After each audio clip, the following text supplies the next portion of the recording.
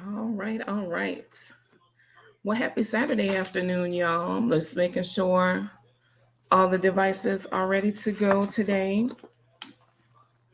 So we ended up having to reschedule from yesterday, right? The plan was what had happened was the plan was yesterday to actually have this conversation about retention wars.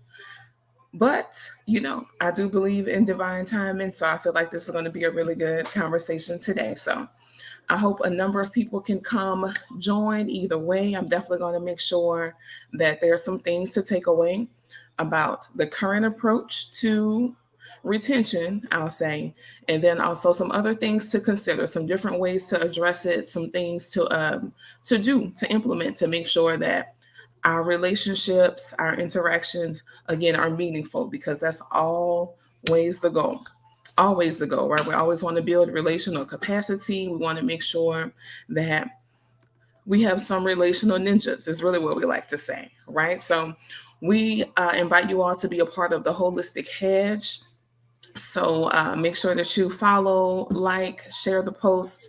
But these retention wars, honestly, I've been very, very excited about this conversation. We haven't been going live in a little bit, but I wanted to make sure that when we did go live again, it was something definitely very timely, and also something, again, that can be acted upon quickly. I'll say that. Let's roll. Here we go.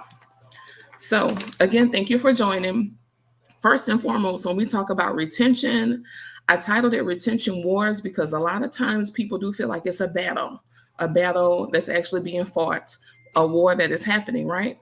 But the reality is there are some very specific things that we can do, very specific things that we can reflect on to make a difference, for it to not be so wild and crazy out here, right? Well, for us to not be going to war and in the midst of a battle.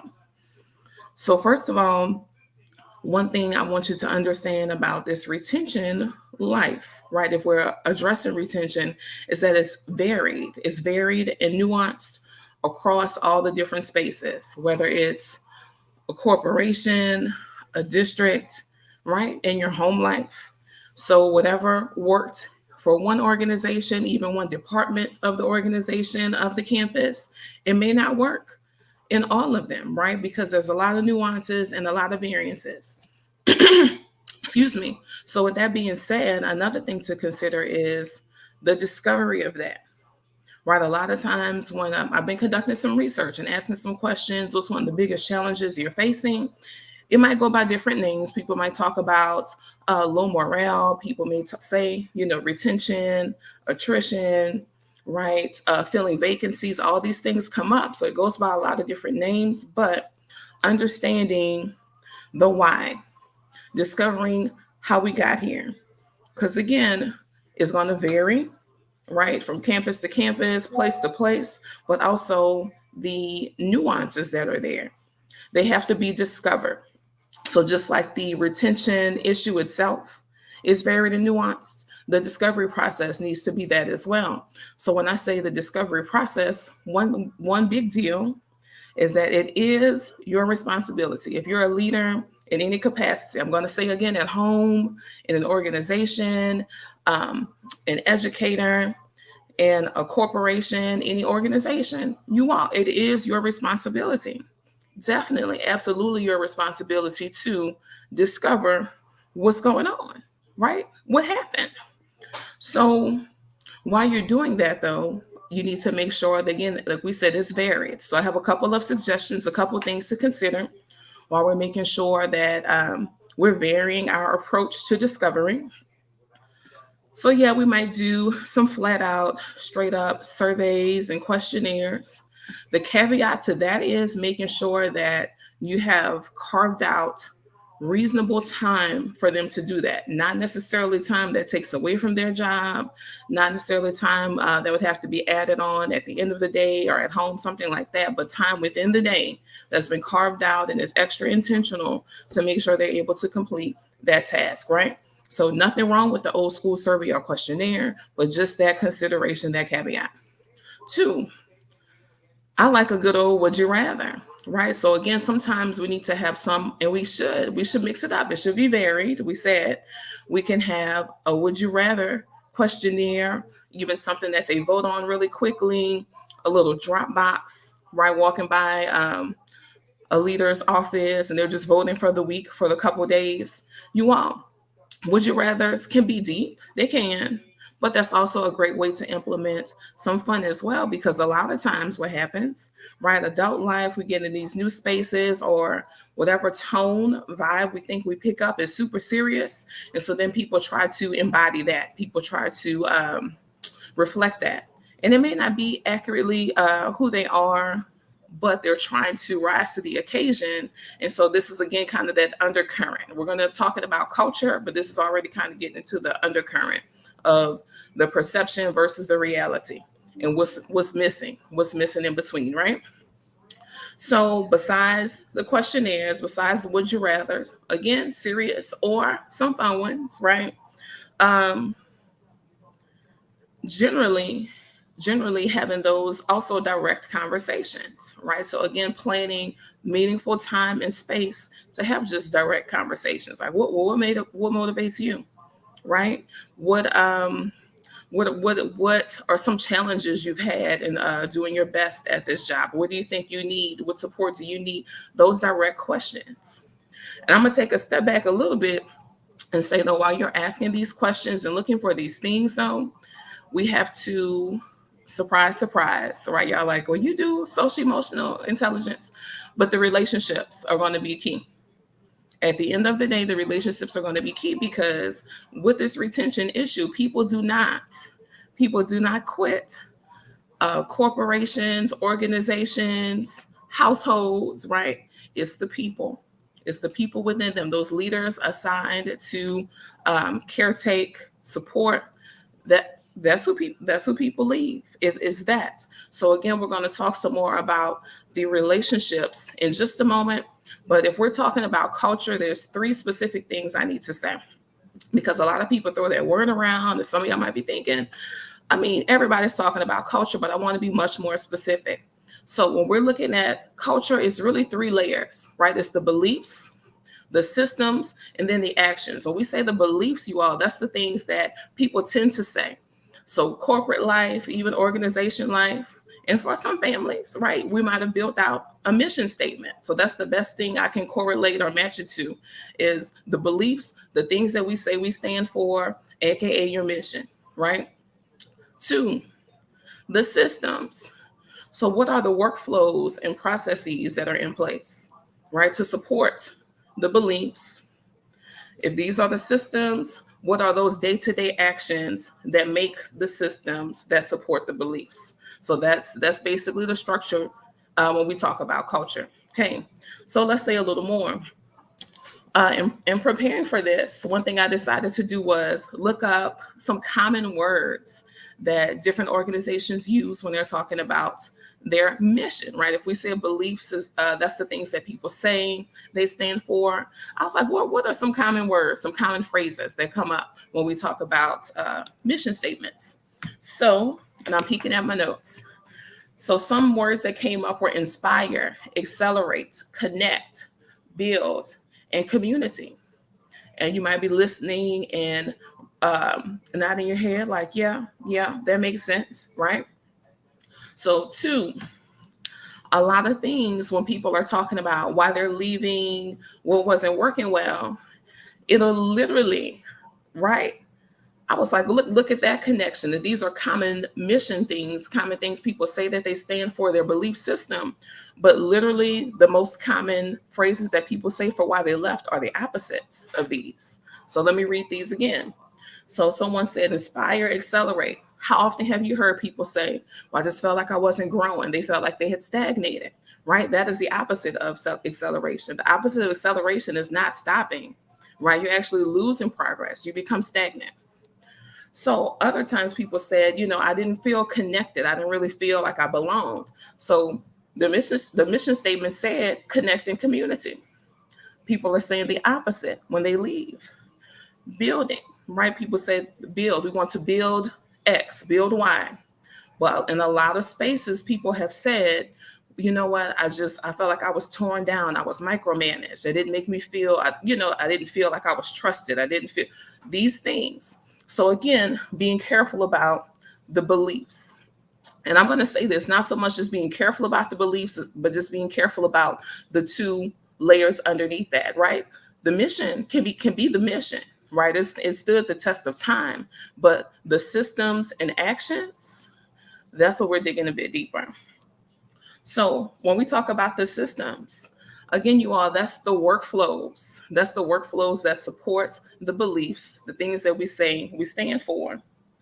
But maybe it's worth looking back at the workflows. A lot of what happens is maybe they weren't designed the best in the first place, right? When I say in the first place, like maybe it was kind of a you were just kind of building as you went along. That happens. We have to remember that, especially in this. We maybe can understand that in this time of tech, right? There's a lot of startups, quote unquote, people like to say. So your role is ever changing and kind of being framed out and built out as you go along. So the same thing happened with the workflows, especially when people were first establishing these organizations and things. Yeah. So another thing to consider when we talk about the systems, again, if we're again thinking about this tech era, this tech flow that we're in, certainly some of the workflows need to be updated, if for no other reason, to better incorporate and leverage, not even just incorporate, but to leverage tech so that we can be more effective and more efficient in the work that's being done, whether that's at home, in organizations, campuses, corporations, you name it. All right.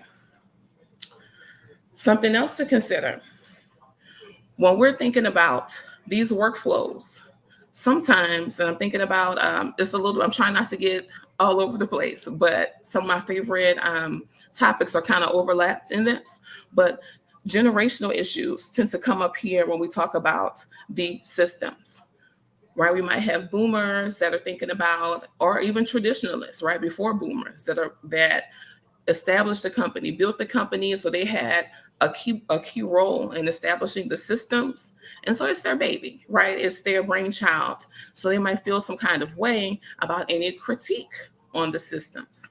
But the big scheme, the reality is, yes, we should be okay with making sure that processes are developed and improved so that the business, the organization, the learning can continue to happen and actually accelerate, right? Going back to the beliefs, if that's the goal. When we are talking about, again, the work, not the work, excuse me, the systems and the workflows, then we actually need all hands on deck, all generations to come together to make that happen, to best leverage it, to best make it happen, right? We might have some new creativity, insight, ideas, and a whole different layer of tech prowess, right? From some of the younger generations, but definitely not knocking the experience and people that were there from the beginning to be able to provide insight from the opposite side. All hands need to be on deck. Everyone needs to be included. So again, that goes into some of the collaboration piece of culture.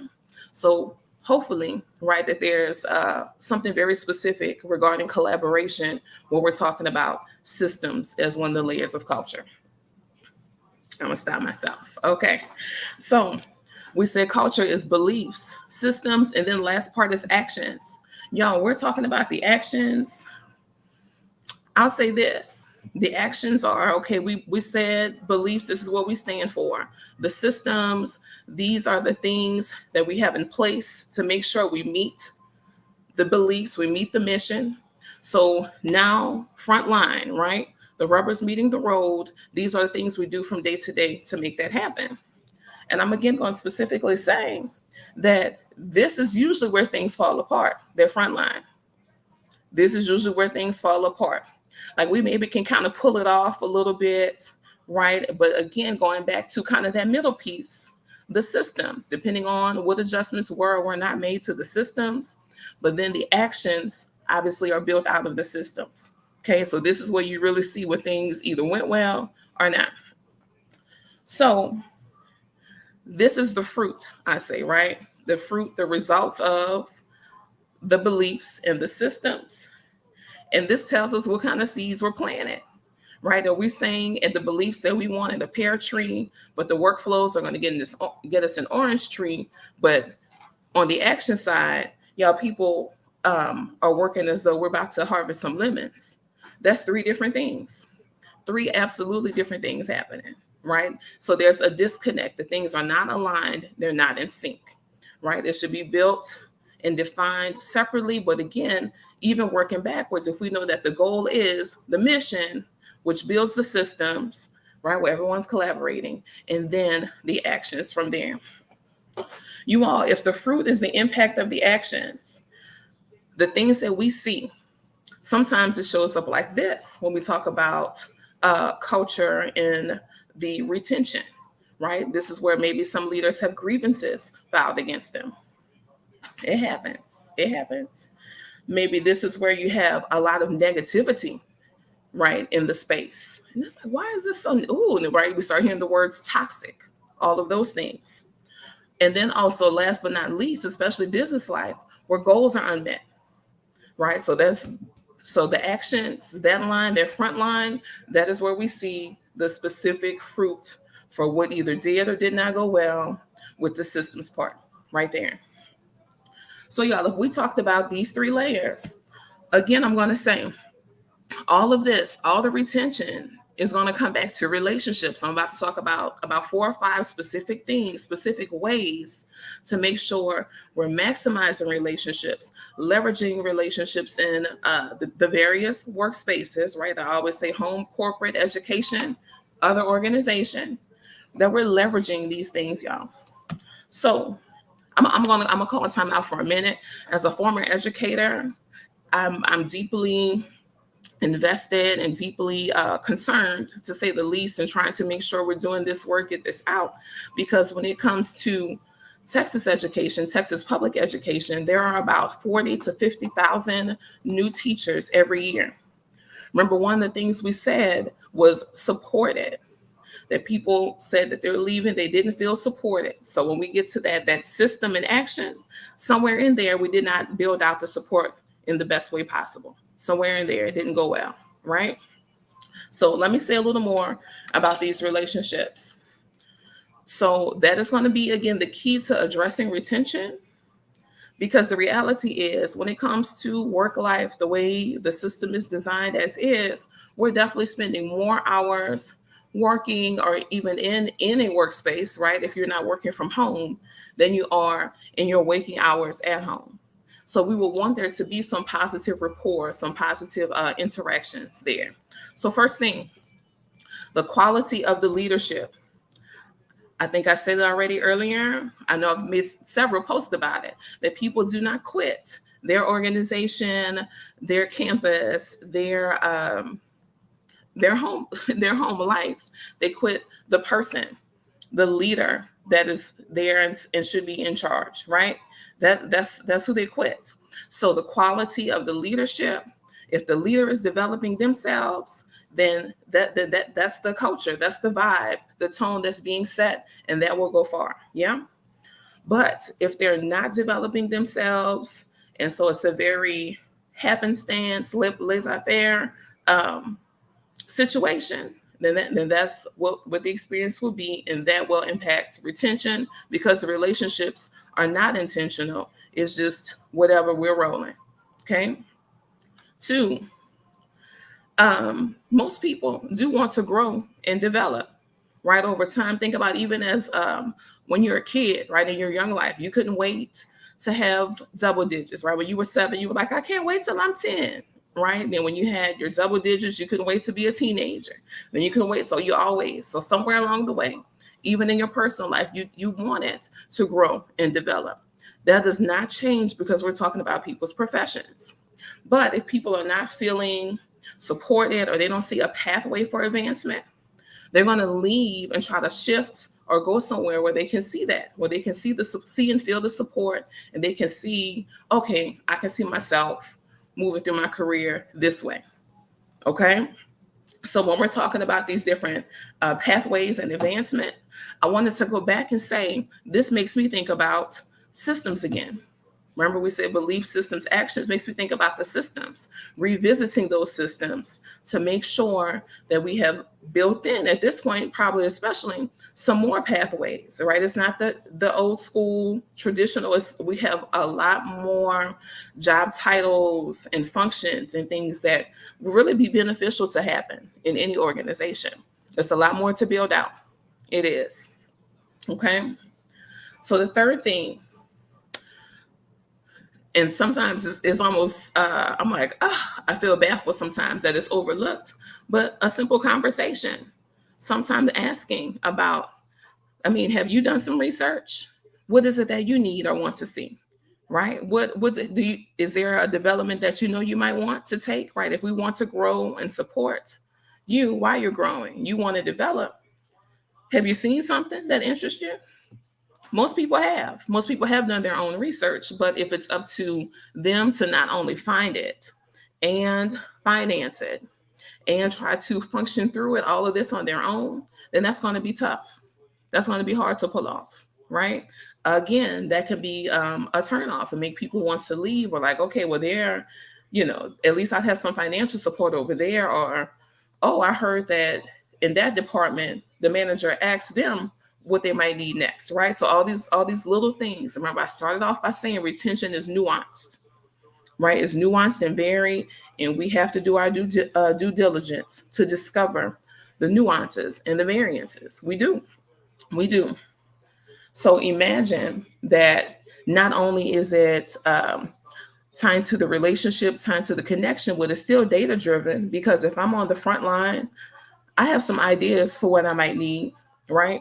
If I know I'm working in sales and I don't necessarily like to speak in front of people, but I do have to present and pitch, then yeah, I want some development on my speaking skills, right?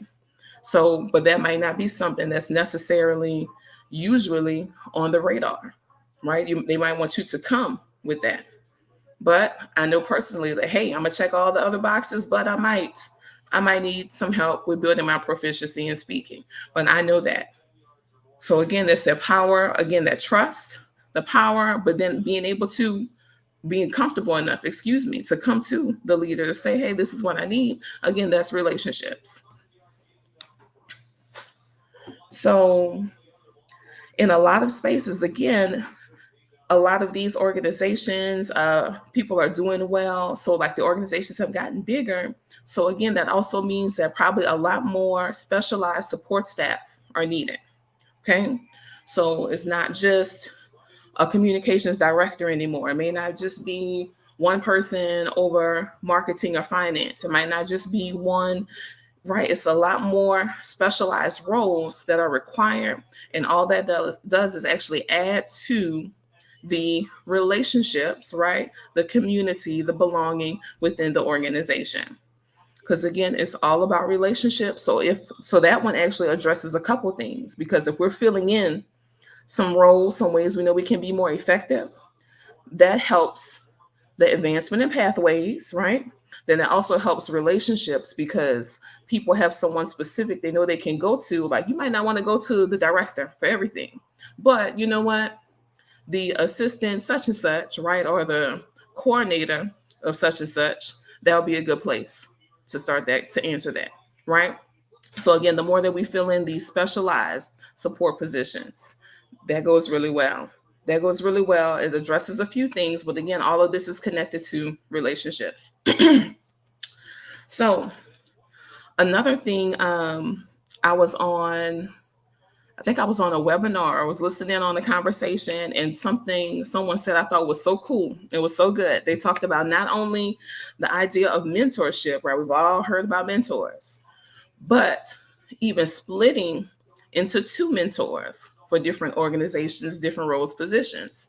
So one of the mentors would be specific to your role. When I say your role, just the overall, this is the goal. These are some of the best practices. So like almost like an execution mentor, if that makes sense. This is how you get the job done. You ready to shine, meet your goals, do this, right? But then another mentor that was more about like the culture what's actually happening, not what's actually happening, but what's happening more so, again, those nuanced, those day-to-day things. Well, okay, I know I want to go to a training. Who do I talk to for that? How do I submit that? Okay, well, usually a lot of times we're really busy at the end of the month. So if you can, like, I don't want to say don't take off, but if you cannot take off, then don't, those things, those fill in the gap pieces that you wouldn't necessarily know. It might be generally accepted because it's more cultural. So it's kind of like an execution type coach, right? This is how you do your job. This is how you get it done. And then also a cultural mentor. So execution mentor and cultural mentor, right? I thought that was a pretty cool concept.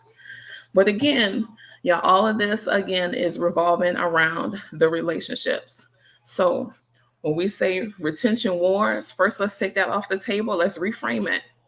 Right? We know that it can be tricky, but we can figure this out. If we put these correct relationships in place and we make sure we work on the discovery, even if it's nuanced, right? Even if it's varied, we work on it. And I'm going to recap a couple of the things again. Remember, we said we can have hardcore questionnaires and surveys, but with the caveat, making sure that you're creating space and time for the individuals to actually complete those. That does not require anything extra outside of their workday, right? There's space and time assigned for that. 2, some informal moments as well, like would you rather. So it could be a quick little put a check mark, right? Put your tally mark in the box when you walk by this person's office. All of these things, y'all, there's so many ways, right? Sometimes just sitting down, having that direct conversation, like, again, what motivates you? Y'all, there's so many ways to get this done. If you would like some support with that, if you want to have some more of this conversation and realize, you know what, I do have this need. There are some things I need to build out. The beliefs aren't matching the structure and systems, and it's definitely not matching the actions, then please do reach out to Holistic Fluency. We would love to have this conversation with you. This is our jam. This is something that we're truly passionate about when we talk about making sure that we are being intentional members of the village. We're being intentional in this communication space, right? And we want to make sure that we're not having these huge conversations, news stories, and numbers about people leaving, retention, and all the things that could be going differently. Then we can support you and making sure it goes a lot more smoothly. Okay. So thank you all for listening, and I'll see y'all another time. Bye-bye.